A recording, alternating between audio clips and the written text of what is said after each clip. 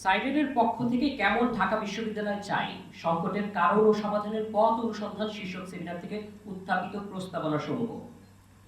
বিশ্বব্যাংক প্রণীত বাণিজ্যিকীকরণের নীতি থেকে সরে আসা, নৈশ বা শান্ত কোর্সগুলো বাতিল করা, বছর বছর ছাত্রছাত্রীদের বেতন বাড়ানো বন্ধ করা, ইউজিসির কৌশলপত্র, night course, PPP, IQAC accreditation council সহ সকল শিক্ষা বিধ্বংসী প্রকল্প বন্ধ করা, ব্লেন্ডেড লার্নিং পদ্ধতি বাতিল করা প্রয়োজন, বিশ্ববিদ্যালয় অবকাঠামোর বাণিজ্যিক ব্যবহার বন্ধ করা, আবাসন সংকট নিরসন করে প্রশাসনিক তত্ত্বাবধানে সিট বন্টন করা, নতুন হল নির্মাণ করতে হবে এবং ছাত্রত্ব শেষে হলে থাকতে দেওয়া যাবে না, সন্ত্রাস দখলদারিত্ব মুক্ত গণতান্ত্রিক ক্যাম্পাস নিশ্চিত করতে গেস্ট রুম নির্যাতন ও গণরুম নিষিদ্ধ করা, ডিপার্টমেন্টে পরিচয় পর্বের নামে নবীন শিক্ষার্থীদের হয়রানি বন্ধের ব্যবস্থা করা, নিপীড়ন বিরোধী নীতিমালা তৈরি করা দরকার। এই নীতিমালা প্রয়োগের জন্য নিপীড়ন বিরোধী সেল গঠন করা যেতে পারে। নিয়মিত ডাকসু নির্বাচন দিতে হবে এবং মত প্রকাশ ও সমমতের মানুষদের সংগঠিত হওয়ার গণতান্ত্রিক অধিকার নিশ্চিতকরণের উদ্যোগ নিতে হবে। ডাকসু নির্বাচনে ভোট হতে হবে একাডেমিক বিল্ডিং এ, আবাসিক হলে নয়। ডাকসুর সভাপতি হিসাবে উপাচার্যের ক্ষমতা কমানো, হলের পাশাপাশি অনুষদ ও ইনস্টিটিউট ভিত্তিক প্রতিনিধি রাখা যেতে পারে। সিনেটে অংশগ্রহণকারী শিক্ষার্থীর সংখ্যা বৃদ্ধি করা এবং সিন্ডিকেটে শিক্ষার্থীদের নির্বাচিত প্রতিনিধি রাখা। 4.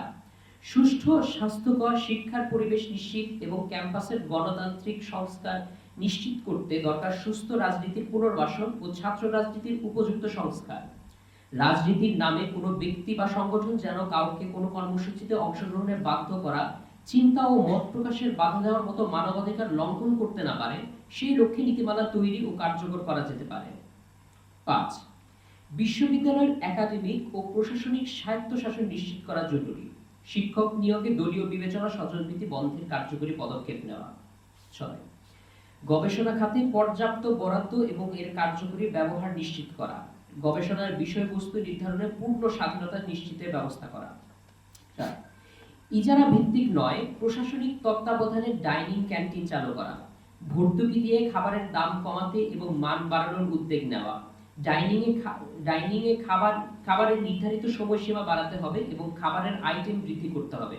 মোকাররম ও মোতায়েন ভবন এলাকায় ক্যান্টিন স্থাপন করা উচিত।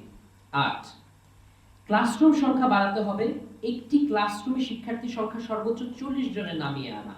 আপাত সমাধান হিসেবে বড় ক্লাসরুমগুলোতে সাউন্ড সিস্টেম দেওয়া যায়। সেমিনারগুলোর পরিসর বাড়িয়ে আধুনিক মানের জার্নাল সংগ্রহ করা জরুরি। আধুনিক মানের কম্পিউটার ল্যাব স্থাপন করা। বিশ্ববিদ্যালয়ের প্রশাসনিক কার্যক্রম আধুনিকায়ন করার পদক্ষেপ নেওয়া। শিক্ষক মূল্যায়ন পদ্ধতি চালু করা দরকার। শিক্ষকদের সর্বোচ্চ সামাজিক মর্যাদা ও বেতন কাঠামো নিশ্চিত করা। 9. ক্যাম্পাসে যৌন নিপীড়ন বিরোধী সেলকে যথাসম্ভব দ্রুত পুনর্গঠন করে কার্যকর করা। অভিযোগ দায়ের করার পরবর্তী 15 কার্য দিবসের মধ্যে অভিযোগ নিষ্পত্তি করা। অভিযুক্ত কোনো শিক্ষক ঘটনার তদন্ত চলাকালীন একাডেমিক কার্যক্রমে অংশগ্রহণ করবে না। তদন্ত চলাকালীন অভিযুক্তদের একাডেমিক ও প্রশাসনিক সকল কাজ থেকে অব্যাহতি দিতে হবে। নারী শিক্ষার্থীদের জন্য পর্যাপ্ত এবং পরিচ্ছন্ন টয়লেট নিশ্চিত করতে হবে। নারী শিক্ষার্থীদের ওয়াশরুমগুলোতে স্যানিটারি প্যাডের ভেন্ডিং মেশিন স্থাপন করা। নিরাপত্তার অজুহাতে নারী শিক্ষার্থীদের চলাফেরা সীমিত করা যাবে না। আত্মহত্যা বন্ধ বা কমানোর নামে নারীদের হলে সিলিং ফ্যান ও ছাদ ব্যবহারের নিষেধাজ্ঞা প্রত্যাহার করে সিলিং ফ্যান স্থাপন করা। মেডিকেল সেন্টারকে আধুনিকীকরণ করা। আসন ও চিকিৎসক সংখ্যা বাড়ানো দরকার। পর্যাপ্ত ঔষধের ব্যবস্থা করা হবে। মেডিকেল সেন্টারের তত্ত্বাবধানে আবাসিক হলগুলোতে মেডিসিন কর্নার চালু করা। স্বাস্থ্য বীমার নামে হয়রানি বন্ধ করা। 11. কেন্দ্রীয় লাইব্রেরিগুলোতে আসন বাড়ানো এবং সপ্তাহে 7 দিন 24 ঘন্টা চালু রাখা। বই ও জার্নালের সংগ্রহ বাড়ানো দরকার। লাইব্রেরি কার্ড তৈরি এবং বই সংগ্রহের প্রক্রিয়াকে সহজতর করা দরকার। 12. ক্যাম্পাসের ভিতরে ভারী যান চলাচল বন্ধ করা। গাড়ির গতিসীমা নির্ধারণ করে দেওয়া। ক্যাম্পাসের বিভিন্ন প্রবেশ পথে পার্কিং প্লেস স্থাপন করে যারা ক্যাম্পাসে ঢুকবে তাদের ব্যক্তিগত গাড়িগুলোকে বিনামূল্যে পার্কিং এর ব্যবস্থা করা যায়। একই সঙ্গে ক্যাম্পাসে চলাচলের জন্য সুলভ ভাড়ায় শাটল সার্ভিস বা নিবন্ধিত রিক্সা চালু করা। টিএসসি ছাড়াও বিশ্ববিদ্যালয়ের অন্যান্য জনপরিবেশন সমূহ যেমন পলাশী মোড়, ছবির হাট, বসুনিয়া তরুণ, মুক্তি ও গণতন্ত্র তরুণ, বিজয় 71 হলের আড্ডা চালু করলে টিএসসিতে ভিড় কমবে। ভাড়া ভিত্তিক নয়, নিজস্ব বাস ক্রয় করা। রাত 10টা পর্যন্ত বাসের ট্রিপ চালু রাখা। বাসগুলোতে পরিচয় পর্বের নামে নবীন শিক্ষার্থীদের হয়রানি বন্ধ করতে পদক্ষেপ নেওয়া।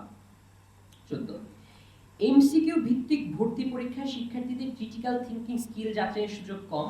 এমসিকিউ এবং লিখিত পরীক্ষা পদ্ধতি পাল্টে ধাপে ধাপে এটাকে অ্যাপটিটিউড টেস্টে পরিণত করা।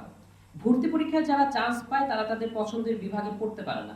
1-2 নাম্বারের তফাতে তাদের এমন বিভাগে পড়তে হয় যা নিয়ে তারা খুব একটা প্যাশনেট না। এই ধরনের বিভাগ মনোনয়ন পদ্ধতি অনেক শিক্ষার্থী পটেনশিয়াল নষ্ট করে। তাই ভর্তি প্রক্রিয়ায় স্টেটমেন্ট অফ পারপাস এবং এক্সট্রা কারিকুলার অ্যাক্টিভিটি প্রদর্শনের সুযোগ দেওয়া যায়। যার এক্সট্রা কারিকুলার অ্যাক্টিভিটি যেই বিভাগের সাথে সামঞ্জস্যপূর্ণ তাকে সেই বিভাগে অগ্রাধিকার দেওয়া। এক্ষেত্রে প্রাথমিক ভর্তি পরীক্ষা শেষে বাছাইকৃত শিক্ষার্থীদের স্টেটমেন্ট অফ পারপাস ভর্তি প্রক্রিয়ার অংশ হিসেবে রাখা যেতে পারে, আর মৌখিক পরীক্ষায় এক্সট্রা কারিকুলার অ্যাক্টিভিটি যাচাই করা যেতে পারে। ঢাকা বিশ্ববিদ্যালয়ের গণতান্ত্রিক সংস্কারের উপরোক্ত বিষয়গুলো বিবেচনায় নেওয়া দরকার বলে আমরা মনে করছি। এই প্রস্তাবনা তৈরিতে ভূমিকা রেখেছেন আহমেদ শরীফ, মার্কেটিং বিভাগ; আদনান ফরিদ, ESOL; সাকির ইফাজ, ইতিহাস বিভাগ; স্পন্দন Tahsan, television, film and photography বিভাগ; সালসাবিল বিনতে সালাম, টেলিভিশন, ফিল্ম অ্যান্ড ফটোগ্রাফি বিভাগ; মোজাম্মেল হক, রাষ্ট্রবিজ্ঞান বিভাগ।